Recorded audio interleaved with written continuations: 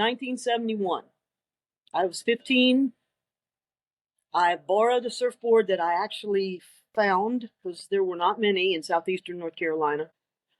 Took me all summer to stand up, and everybody cheered when it happened. And also, I'm not young. I'm not that pretty. I'm not wearing a thong. So they got no reason. They got no reason to allow me any space until right away. I went about my business and didn't dwell on being female and being weaker or not. I just didn't. I just didn't. And I get kind of sad when I realize that women seem to get too caught up in that. It makes me sad because it's not necessary. There's no need. There's no need for us to be that way. We know what we are. We just go do what we do. That'll be fine. You doing good? Yeah, I got a little bit of grippe, but I'm doing all right. Is it the dust or? I think it's the kids. Oh, they're in school. Yeah, they're in school. I was down in Pavones for a couple weeks, and right when I got home, my son had a runny nose, and then a couple of days later, then I had the runny nose, and I'm doing better today, but I'm not 100%. Okay, you've been surfing. You look like you have been wet. Yeah, not today, but I'm glad I fooled you. Yeah, no, I took a shower, so I was wet.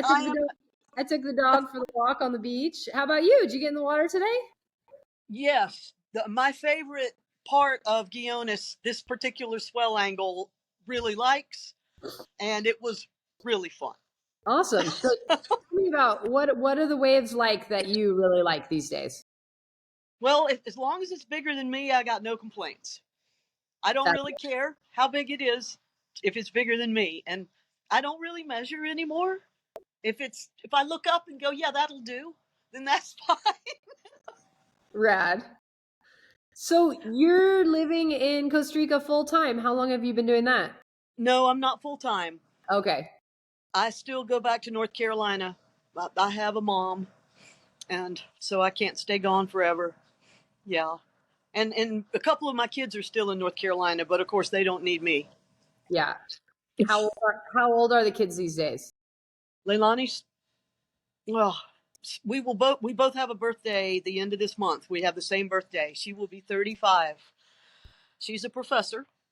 She teaches English at the college where she grew up. And Airly ships out on Saturday. She's in Alaska. She's 32. Okay. She works for NOAA. She's a hydrographer. And how is her job doing right now? Still got it. She still got it. Oh boy, she's sad. She's lost a lot of friends. Yeah, it's been weird. But she ships out on Saturday to go and survey I guess there are a lot of, for lack of a better description, fjords, but between the mainland of Alaska and the outer islands. And so that's her mission for the next couple of years. if it holds. And if the ship holds. It's a big ship. And then I have a son who's 32, and he's a banker in Charlotte. So, okay. Yeah. So it happens. They all grow up. None of them quite followed your surfer gypsy lifestyle path. Well, Airly surfs wherever she is. She keeps her surfboards on the ship, and she likes surfing in Alaska. So when she can, she does. Leilani surfs all the time. My oldest, right where she grew up, same spot. Yeah. And Doug will come and surf with me, but it really has to be waves for him to be interested. But he's a good surfer. He likes snow, though. He likes to snowboard. Okay. Yeah, and yours are growing, and I've been enjoying the videos of them tooling around underneath the house. Yeah. Soleil on the skateboard. Yeah. Yeah. And they're surfing, of course. Yeah. They are. Yeah, it's pretty fun. My daughter, she doesn't love surfing. She only does it kind of when conditions are right and when she has friends and when she feels like it, or every once in a while. But it's in there, and maybe that'll turn around, and if not, so it goes. But the tandem stuff with her is, I know that's a blast, and with Soleil. Yeah. Yeah, that part's fun. So it was so nice to see you. I ran into you recently in Pavones when you were doing the Seea shoot. What was that like when you realized that you got picked to be a model for Seea? Right. You can imagine my surprise. I was pretty blown away. And meeting those girls and meeting Amanda and being and having that much quality time with those women, that was unforgettable. I don't know if anything will ever top it. Yeah, the waves, as you know, you were there. We had really fun surf for what, 3 days, and we got to go to Matapalo, and I got to surf backwash, which of course is really fun for me. And to watch those girls, the way they longboard, the beauty and the grace, I was happy that I had other things to do in the ocean because I mean, I don't hold a candle, you know. I just wow, the way they surf is beautiful. And then Leah, of course, can do whatever she decides, whatever she puts her mind to. So it was a huge growth experience actually to be with them and to say that, you know, at this point in my life, to be able to say that and to be able to enjoy that kind of experience. Why they picked me, whew, I was pretty surprised. And the conversations we had prior to, I'm going, girls, I don't think you got anything that'll fit me. And they laughed and they sent me a big box. And lo and behold, some things fit. Well, say more about the growth experience. Like, I understand being inspired by all those women because I felt the same way when I saw them. But how did you feel that it was a growth experience for you at this point in your life and your experience surfing? Well, because I'm completely unfamiliar with the clothing industry and how that all, I've never done anything like that before in 68 years. Never envisioned, never put myself in that. I never even imagined. And so to listen to Amanda talk about her issues, not that she did a lot of it, because she was enjoying herself and getting to surf with her and realizing some of the issues in that industry that I am unfamiliar with. I mean, Leilani was sponsored by Roxy, and the huge boxes would come, and then we'd go, well, does anything work? You know, let's take some of this back to the retail store. We don't know. Uh, it's a different environment, and you've been through the whole gamut, so you know you're way more educated on it than me. And to have those kinds of girls as models, to realizing that they can do what they love and be really good at it and stand with the clothing. I was stoked that when I saw the initial blog post from the trip, the biggest waves that anybody was on was you. Well, that's kind of what I like to do. You know where I grew up.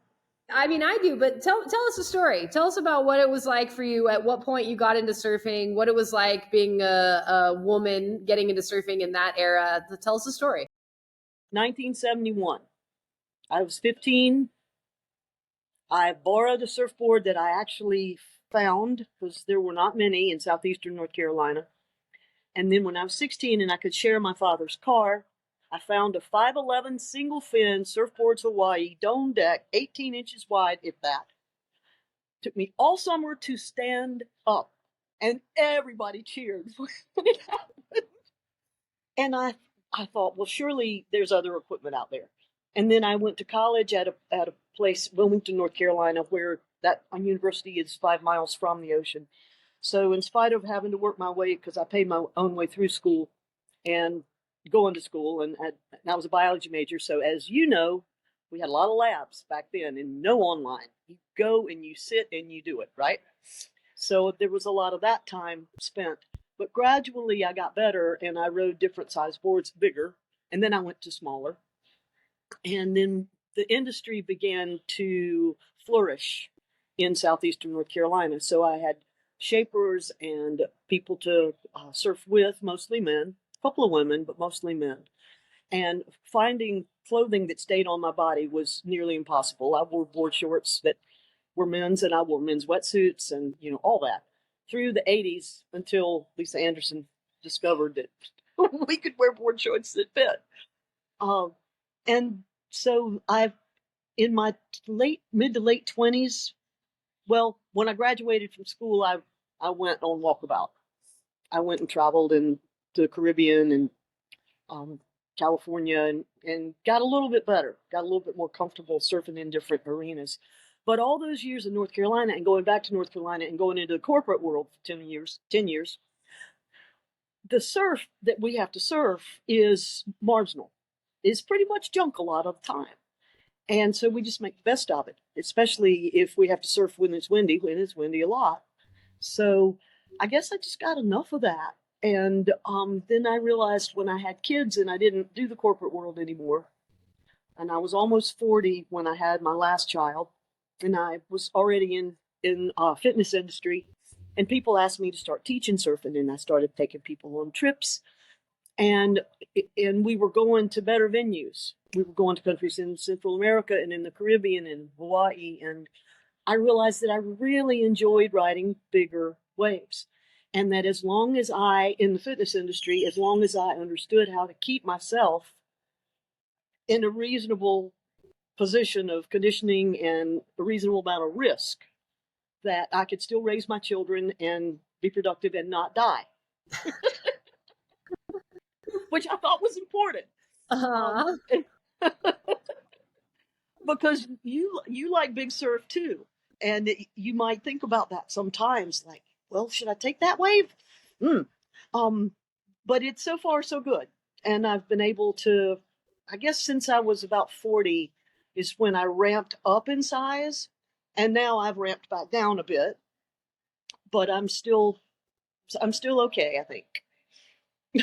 And what was when you were doing your walkabout and traveling all over the place? This is when what would that be in, like the 80 to 80, 80 to 83, that range.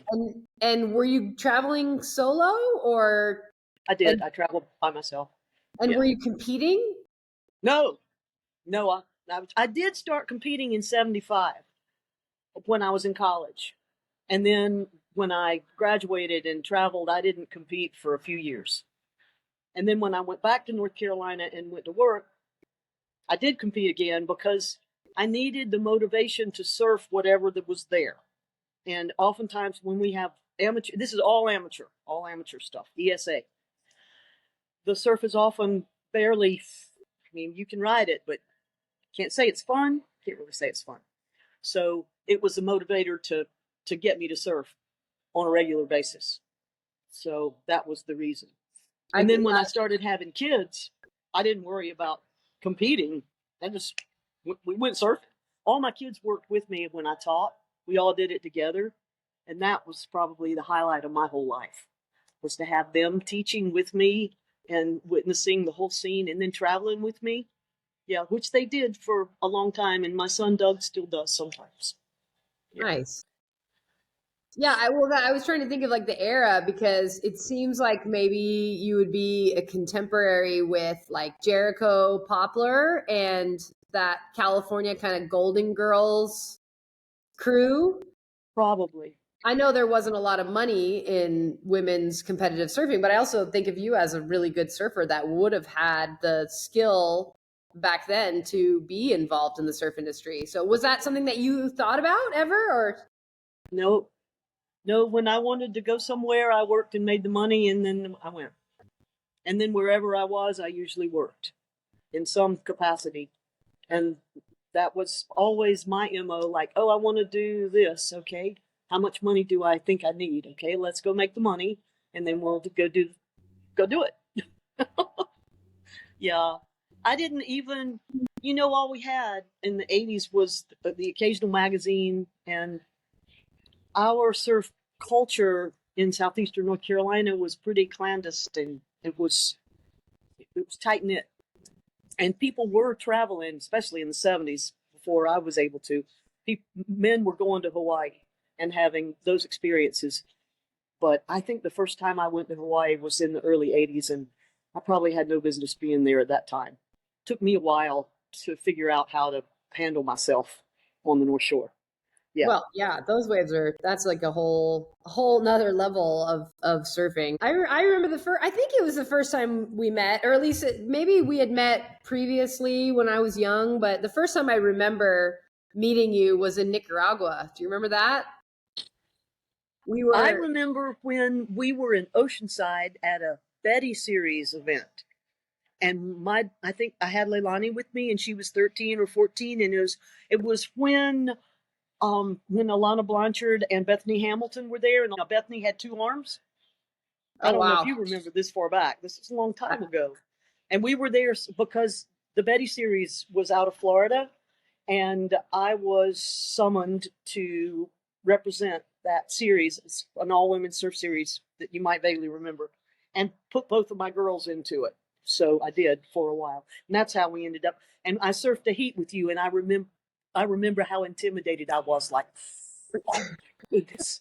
I'm so intimidated. It was on um, the South Harbor jetty at Oceanside.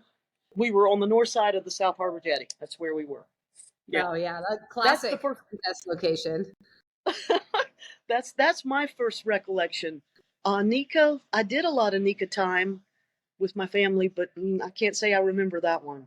We met up. You were staying at, I want to say you were at Coco Loco, and we were on our way to El Salvador. You hitched a ride with us. It was Jackie and I can't remember who else, and we had a ton of surfboards. And I remember we talked. We were like surfing Coco Loco Point or something, and I told you what we were doing, and I think you were like, "Oh yeah, I was going to go to El Salvador. I'm thinking about going to El Salvador." And we ended up going together. Jackie and I were both like, wow, this woman is rad. I mean, we were young. Jackie was right out of college and I was in my early 30s, and like looking at you as this like older woman who, you don't see very often of your generation, older than me, being like this rugged, like, traveling by boat from Nicaragua to El Salvador. And then we showed up at Las Flores and the waves were pumping. It was like a sick swell. And I remember, and the sandbar was really good. Everyone was saying, I'd never been there before. Maybe I'd been once, but the sandbar was crazy. There were like barrels like in front of the rocks. And I remember you sitting deeper than me and like pulling in, taking off on these like steep and deep, like gnarly waves, going, this woman is amazing. Like, God, this is who I want to be when I grow up. Oh, thank you. Thank you. That trip I do remember vividly. I traveled overland from here to where you were and stayed that night in that eco lodge. And then we went to Potosi and got on the boat. We traveled by boat that way. And that was really fun. That was a Yeah, fun trip. right. And it Totally. was a long boat ride, 2-3 hours. Yeah, in an uncovered panga, like in the sun, 21 surfboards. Yeah. something like Three that. blonde women, 21 surfboards. Yeah, that was quite the trip. But that's still one of my favorite places to go. It's more difficult for me now elbowing my way in amongst the Brazilians, but that wave is magic. It really is. Yeah, Yeah. I remember specifically that you didn't seem to care a whole lot about some of those boys. And like that was memorable to me because I was sort of like, okay, here's this like older woman who surfs really well and she's gonna wait her turn, but when it's her turn, she's not gonna take any shit from these boys. Like she's just gonna go. How do you feel like I know for me, just as a woman in the water, especially if I'm at a spot that's like not my home break, that like people don't know me. Like I feel like a lot of times the boys they'll look back and they'll just make that like split second judgment that says, oh, there's a woman there, so I'm gonna go. Do you feel like you experience that? Most definitely on the daily. Yeah. Until they see you catch a wave. And when they see you ride a wave, then the perspective shifts, right? And so I keep that in mind. And also, I'm not young. I'm not that pretty. I'm not wearing a thong. So they got no reason to allow me any space or unless and until I ride away.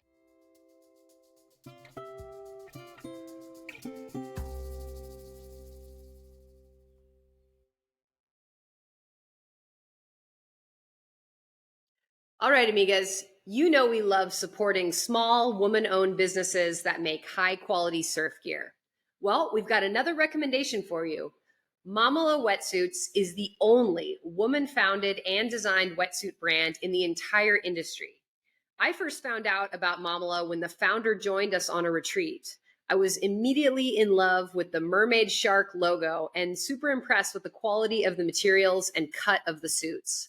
Our team has been testing them at our cold water retreats like Morocco and Peru, and absolutely love how buttery soft they are and that the shape of the suits are so obviously made for women's bodies. If you need a new suit, head over to mamalasurf.com and enter code SWA20 at checkout for 20% off. Again, that's MAMALA surf.com, and the code is SWA20 at checkout. You're going to be stoked on a super high quality, brand new suit, and you can't beat the 20% discount.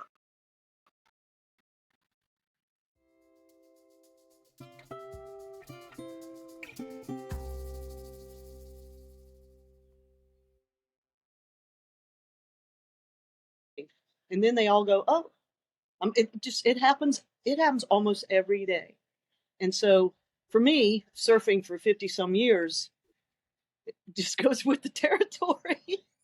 I So don't really isn't think that about it. messed up that it's like if you're not young, you're not pretty, and you're not wearing a thong, then you don't have any space out there unless you rip. That's like the one thing. Unless you real well, that's why we're changing the whole dynamic.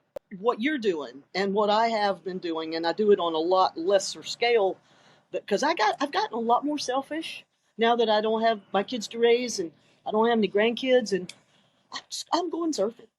And I will teach. Like I've taught a couple of women several times lately, and I really enjoy it, especially when I have the reward of watching them improve and actually master the skills that I'm languaging and demonstrating. It is very rewarding, especially because these are older women, which this place, there are quite a few off. I'm not the oldest. I'll be 69 the end of this month, and there are women out there older than me, and it's way cool. And one of the reasons this place is so fun, it is crowded, and I can't say that I'm a fan of crowds, but I seem to be able to find the little spaces, and it's a beach break, right? 4 miles of beach break. So usually some days, but rarely do I get really frustrated. But seeing the number of women of all abilities, on all ages, and on all kinds of equipment, to me, it's the gamut. The last wave I caught this morning, I got held at the top, and I'm looking at this little girl, and she could go. She was in, and to her credit, she looked back, and she realized that I was on my feet and I was about to turn. She pulled out. Yeah, yeah. And she probably got the next one, so that was good. But it, I know that there's a lot of talk and a lot of communicating amongst women about this perception that we are less than and put upon, and it's probably because of the way that I was raised. I was quite the tomboy, and you probably were too, that I didn't give that much time in my thoughts. I went about my business and didn't dwell on being female and being weaker or not. I just didn't. I just didn't. And I get kind of sad when I realize that women seem to get too caught up in that. It makes me sad because it's not necessary. There's no need. There's no need for us to be that way. We know what we are. We just go do what we do. And then that'll be fine. Yeah, and take up space. Like that, I think that's like summing up like how I felt when I first met you. It was just that like lack of fear to take up space. To be like, I'm here and I'm doing it. And if you're not gonna give me a turn, then I'm taking my turn because like I belong here too. Yeah. And to watch those Brazilians go through the the, the metamorphosis of real of not giving me any room and then applauding me when I kick out of a wave. They're cheering. It's like, wow. I mean, that happens. They actually get excited when they realize, well, okay, this does happen, and it's a good way to make them aware of they're like men. You're gonna see this again. You're gonna deal with this again. Embrace it. Get used to it. Enjoy it. We're all having fun together. So I might get 5 waves and you might get 30, but the 5 that I get, please let me go. That's it.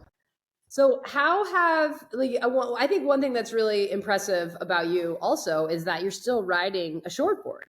Well, and now this is a good point because there's a man in California that I watched a podcast recently, Devin Howard. Yeah. Okay, he rides mid lengths. He's a 6 foot some guy, right? He's big. Right. Well, and he I'm comes from kind of like a longboard background. and I don't. I come from a less than 6 foot background for boards, but I'm 5'2", and so about 3 years ago I stopped riding boards under 6 feet long, which I did up until then, because I wasn't getting enough waves and I wasn't getting in on time, and I just had to face the facts.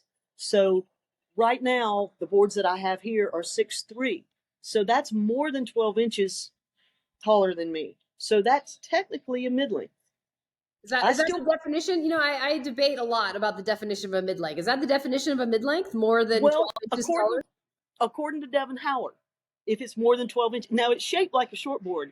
It's pointy nose, pulled in tail to a tight pin. The whole tail's not pinned, but it because where the fins are, the width starts. It's 20 and a quarter wide probably, and about 2.5, maybe almost 2.5 thick. So, and I'm doing hand shapes now. I go buy the blank and I take it to my friend who's a 4th grade school teacher, and he and his son and his wife I've surfed with for years and years and years, and I love them and they're great surfers. And he shapes the boards that I ride now, and then when he finishes shaping, I take it and get it glassed, and that's what I'm riding. I've sold all the well, I bought a flat tracker the other day, so that's different. Christensen 8.6. There was a day here that I thought, that'd be a good board. Yeah, I'll do that. Just to mix it up, you know. But this is the kind of place that you can ride a lot of different kinds of equipment and not get bored and keep surfing. But I've recently thrown in the towel on all of the modern techno whiz materials that are so fabulous. I am riding polyester blanks, but they're epoxy resin. So that's as close to sustainable as I've gotten at this point. And why is that?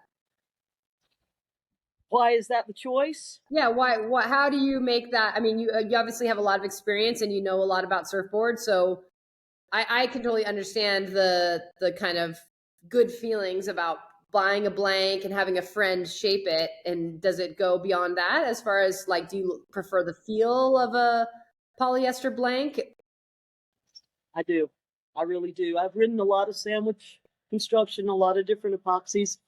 I rode Hayden Shapes, the Hyptos, for years and loved them, and could handle any size surf, almost any size surf on a 5.8.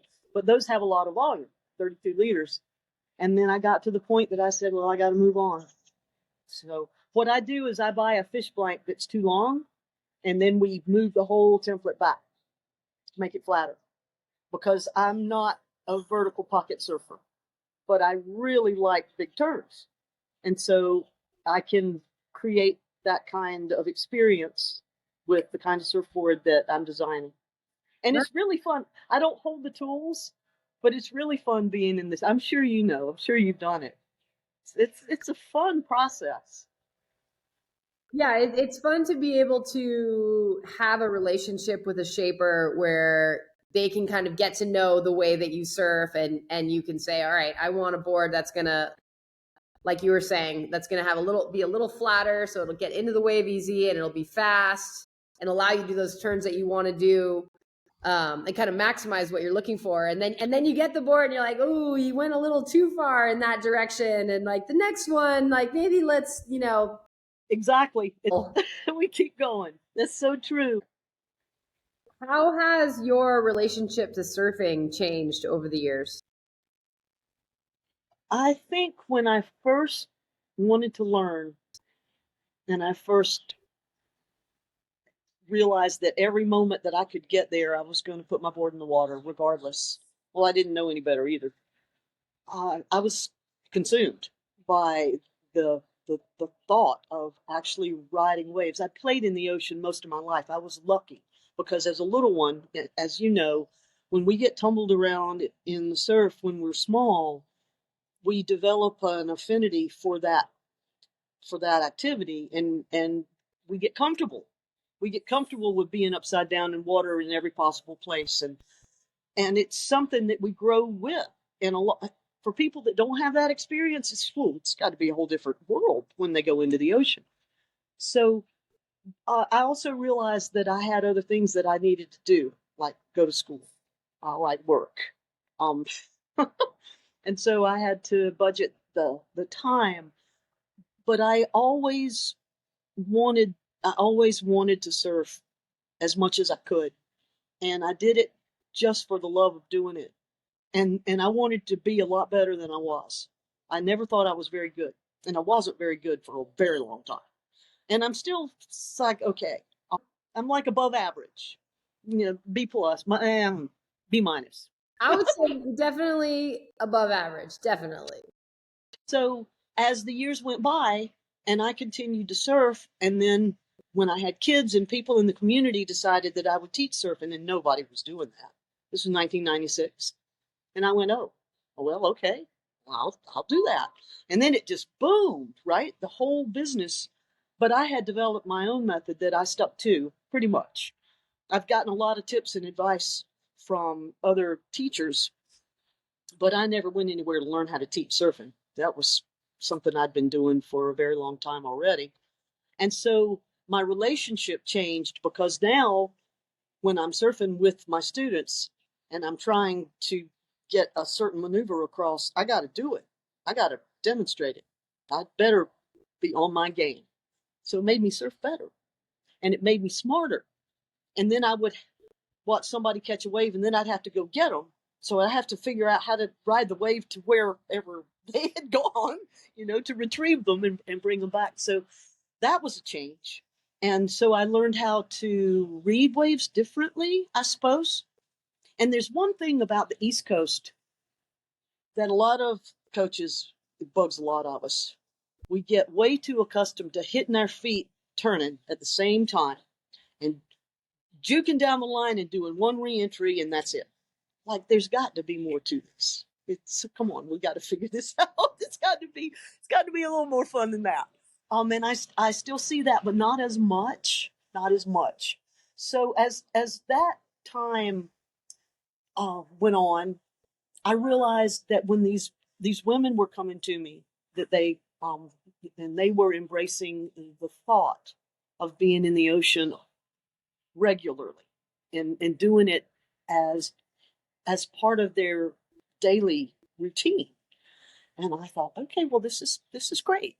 And so then I realized that it became more of a meditative experience for a lot of us. And some days when I would paddle out and somebody would tease me like, well, there's no waves. And I would say, yeah, but I'm paddling out and I might ride one. And then that's when I realized I'm shifting. I'm doing this for the whole experience of being in this fluid environment. And as you probably know, because you have a scientific background, the exchange of ions between the surface of the ocean and breathing is a very beneficial activity for humans. So it's very healthy. Yeah. I really like what you said about having surfing be about the whole experience of surfing. I feel like something that I have seen lately with some, amigas, some clients is, and even just some friends. I had a conversation with a friend in the water the other day about how they feel like they need to catch, a certain number of waves in order to consider it like a success, or in order to feel like they were worthy of being called a surfer. And I really love hearing, you reinforce that the act of going surfing is so much more than just the riding of the wave. Like, yes, the riding of the wave is part of it, but it doesn't have to be. And it might not even be, the biggest part of it. Because you think about how much time we spend in the act of surfing that has nothing to do with the tiny little fraction of minutes that are spent like actually standing on the board. That's so true. It's so true. It's pretty funny. And I'm sure you've had experiences teaching people that have a completely different perception. All they're thinking about is standing on their feet. And I get the biggest kick out of having them lie down on their board and say, guess what? You're going to learn how to paddle. And they look at me like, what? And that's what we're doing. We're paddling. You could call this sport paddling. And occasionally you get to stand up, but just say it's paddling. Right. That's a good call. It just, whoa, you can see their brains just, yeah. But it's so funny what people tune into. They see what they want to see, right? But all of the people that will embrace the physicality of it, those are the surfers. Those are the ones that we know are going to be paddling around with us for the rest of the time. You also mentioned when you were telling your story that your style, the way that you teach surfing or coach, might be different than the way other people do it. Could you kind of characterize, like, what are the few bullet points that are really important to you as a coach, or how do you think you're different from what a lot of other people are teaching? Well, I think now the more experienced coaches, their coaching is very, very technical and very specific. And what I did was I would take people, especially kids, from their very first surfing experience, and then develop them into competitive surfers on the local level, the regional level, and sometimes the national level, but rarely. And so it was a building block process and a family relationship process and traveling. So it's, as you know, it's a person to person interaction with coaching someone. And so the more progress someone makes and the more develop their skills, the less I say.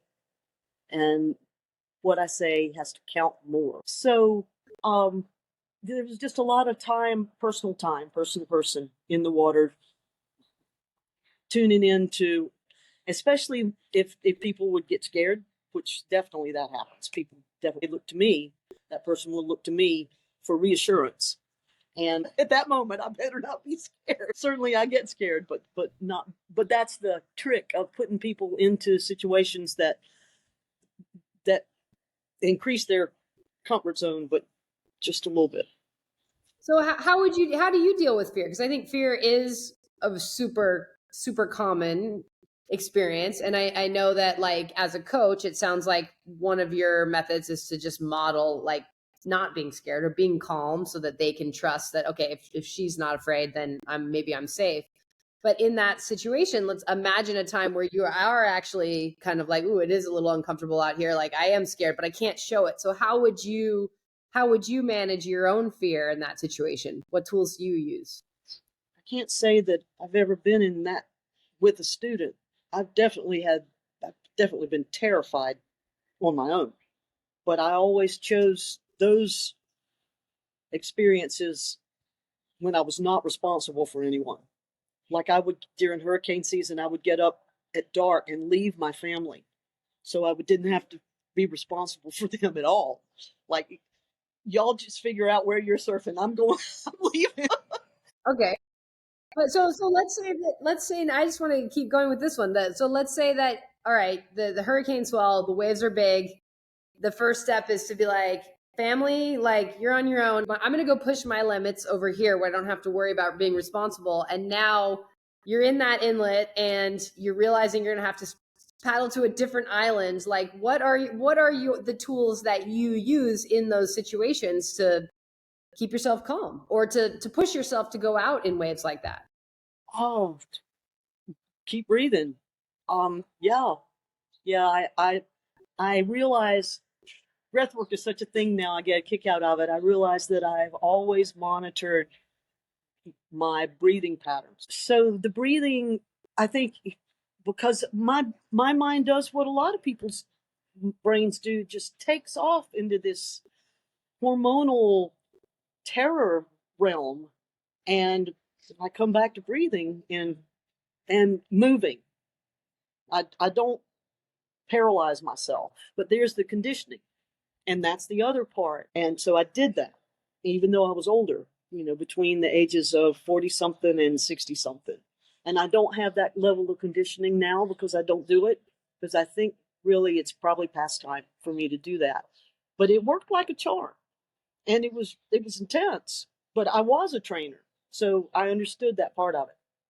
You mentioned that when you were in your 40s to 60s that you were training pretty heavily, and then now you don't as much. What do you do? I mean, to be 69 almost and still riding an under 7 foot surfboard, like how do you keep your body able to do that? Is it just surfing, or do you have a Oh routine? my goodness, no.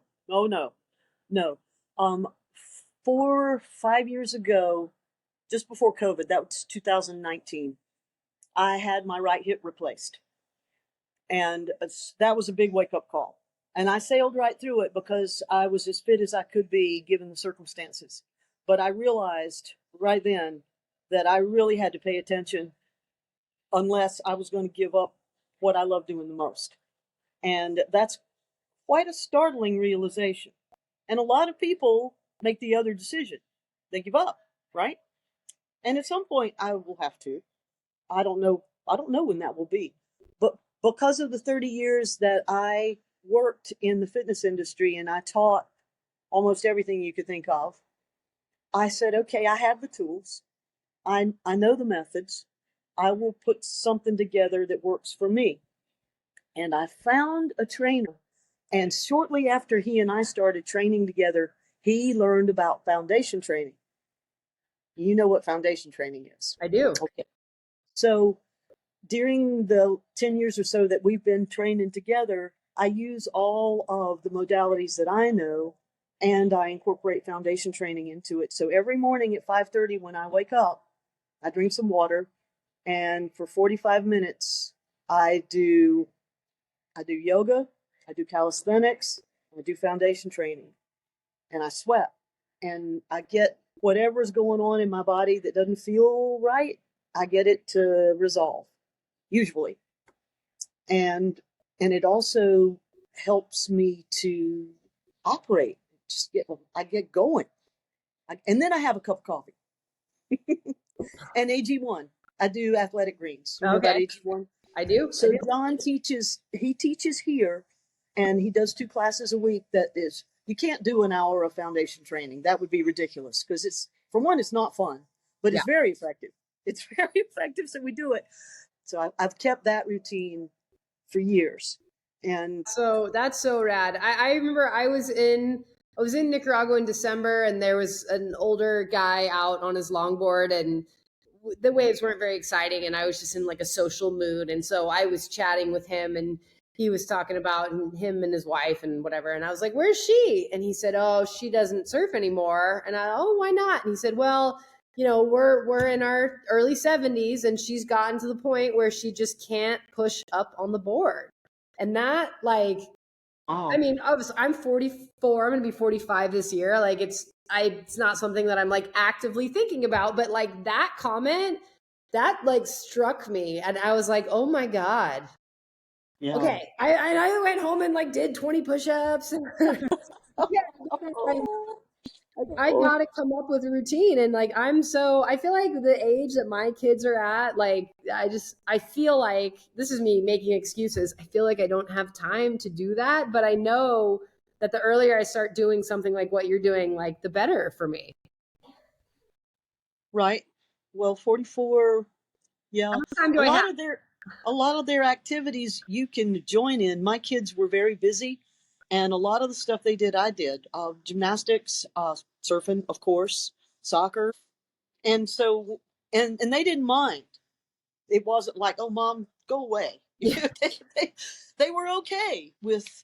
I think they understood how much their dad and I did for them, taking them. I mean, how many places you have to take your kids and all the things. It's that's a job in and of itself.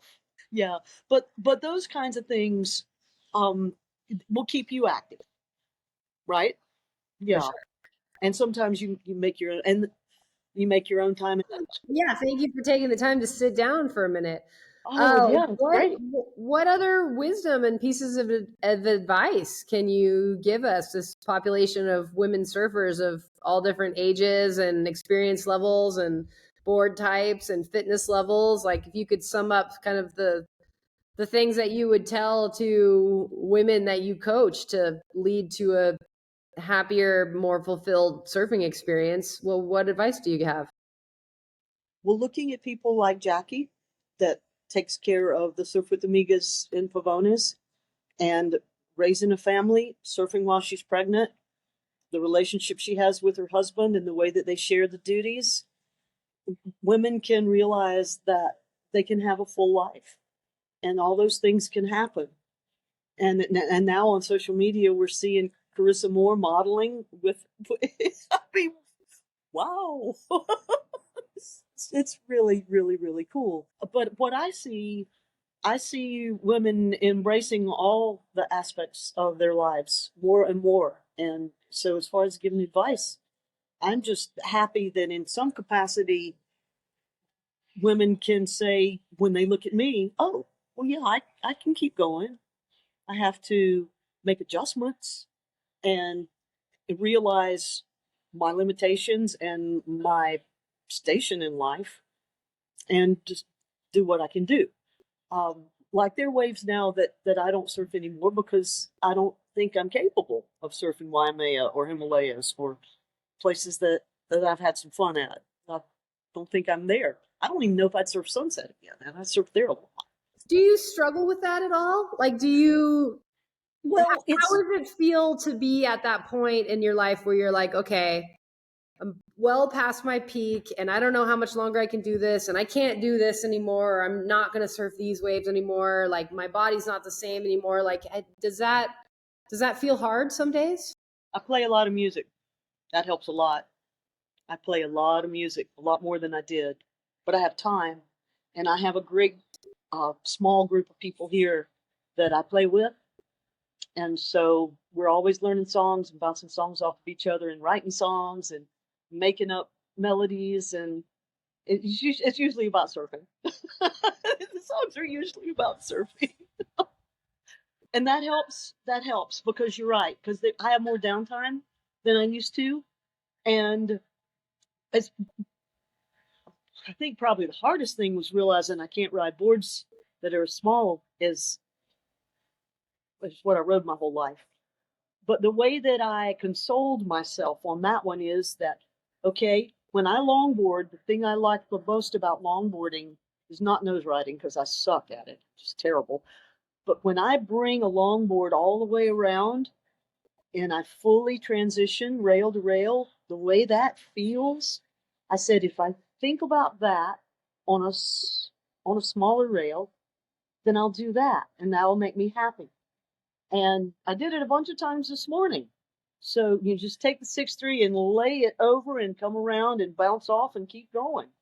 And people go, wow, because that for me that works. I'm not a 20-year-old ripper guy that's going straight up, and yeah, I don't even want to surf like that. So it's been an adjustment, but I'm okay. I'm okay. I'm okay. I can't go back. There's only one way to go. That's it. Yeah. Right on. Well, thank you so much for taking the time to share the stories and the wisdom. And you are such an inspiration. And Thank you. I'm gonna have to get in on your training program. Okay. All right. Well, thank you. It's been great to catch up. Thanks so much for listening to Second Breakfast, a podcast by Surf with Amigas. If you like what you heard, think of a surf friend who might like it too and send it their way. Give us a follow, rating, or a review on your favorite podcast platform to make sure you won't miss the next episode and help others find us. We are all about community, so please do keep in touch and let us know your thoughts and what you'd like to hear. Find us on Instagram or sign on to surfwithamigas.com for updates and inspiration to explore retreat dates and locations. While you're there, check out our blog and join our newsletter.